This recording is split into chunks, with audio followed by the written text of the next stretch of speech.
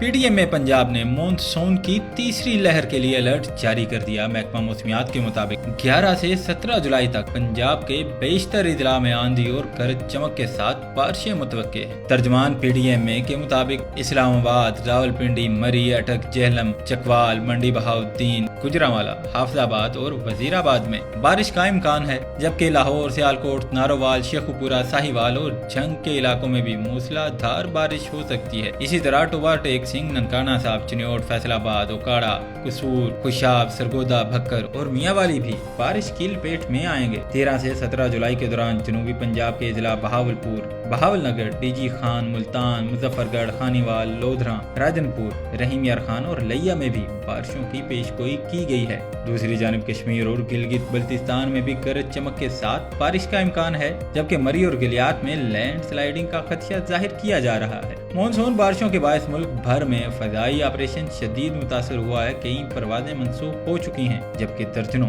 تاخیر کا شکار ہیں۔ پی ڈی ایم نے متعلقہ اداروں کو الرٹ رہنے کی ہدایت کی ہے اور شہریوں کو بھی احتیاطی تدابیر اپنانے کی اپیل کی ہے۔